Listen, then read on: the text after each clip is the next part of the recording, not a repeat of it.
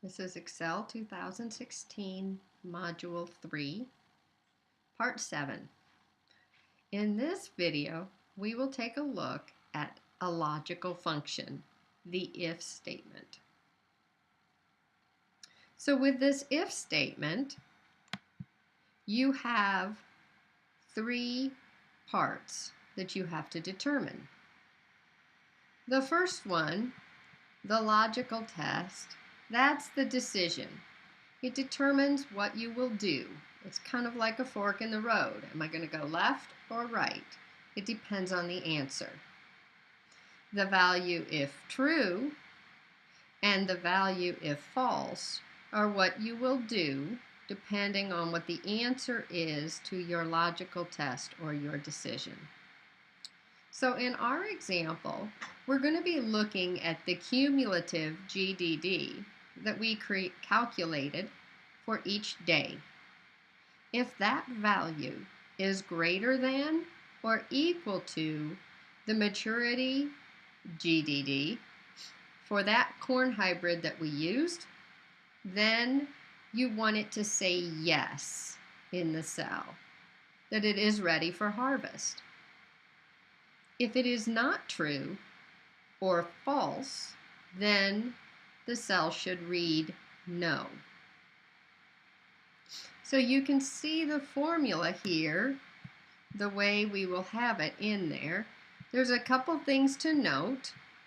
If you are asked to leave a cell blank, two quotes with nothing in between leaves the cell blank. If you put two quotes with a space in between, as it shows here, that actually leaves a space in the cell. And while it may appear blank, it is not blank because it is storing a space. So make sure you distinguish between those two options, especially in homework. And then also, if you use text in a function, like we did to have it display yes or no, text values must be enclosed in quotes inside a formula or function. So if you looked at this particular if statement in a diagram, you can see that you have a decision. The decision you have to make, or the logical test, is the question: is the cumulative GDD greater than or equal to the maturity GDD? With Excel, you do have to type both symbols, one after the other, if you're using greater than or equal to, or less than or equal to. Now, if the answer to that question is yes, then you want to display the word yes in the cell. And if it is not true, if the answer is no, then you're going to put the word no. So let's take a look at how we can accomplish this in our actual Wingate worksheet.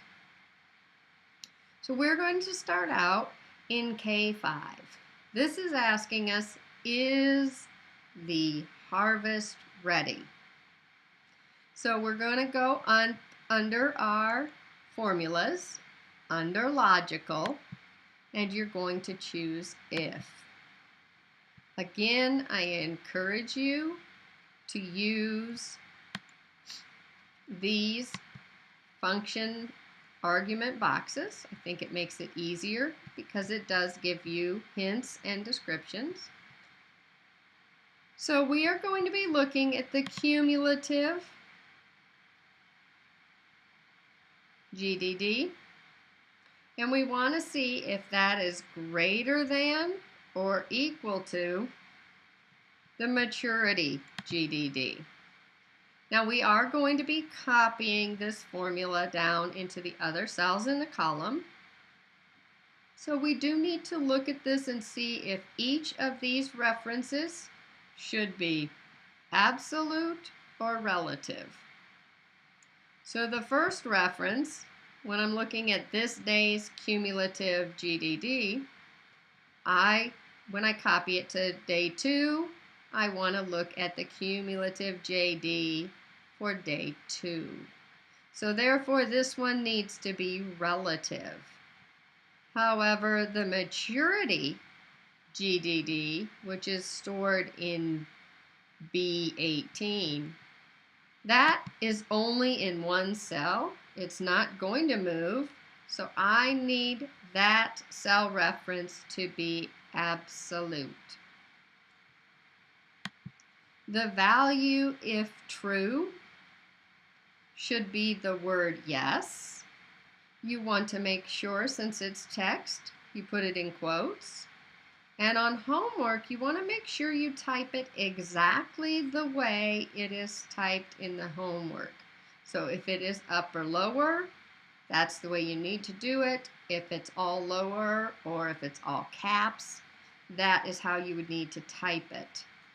The other nice feature of using these dialog boxes is notice that it's filling in the punctuation for me. I never had to tell it to do the parentheses or the commas. It's filling those in for me. I only have to do punctuation within each argument box. So if no is going to be in quotes, then that is what it needs to read inside that box. Once you're done, you click OK. And the answer here is no. We can copy this formula down, and we'll go all the way down to the last day.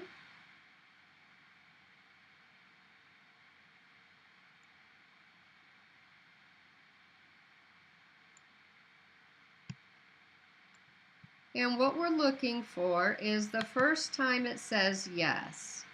So at this point on 9/5, it is in fact ready for harvest. Now the last thing we're going to do is we're going to use the VLOOKUP to locate for us when the first time it says yes is. Because I don't want to have to scroll down and keep looking for it. I want Excel to do that search for me. So in B21, we are going to do another VLOOKUP. You could use recently used functions and locate it there. You could also have used this insert function as well to find it. But this time, instead of having a value that we typed in, we want Excel to find a yes. The table that we are looking for it in is columns K and whoops. Sorry about that. We need to tab down to the next box for the table array. And we're going to include the table being K and L. I want this to return the value in column 2. And it is false for a exact match. When you click OK, it then returns the first instance of yes that it finds. So let's go ahead and save this. And then let's take a look at what different hybrids would cause. Okay, so if I changed and said, all right, this time I am going to use hybrid CS6538.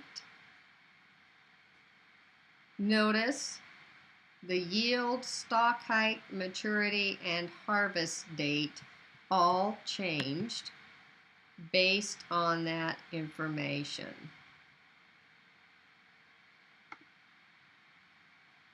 If I did CS6489, you can see again that information would all change. That's the beauty of the VLOOKUPs. Whatever value you type in here, it automatically brings back all the correct answers, uses this information to determine the harvest date.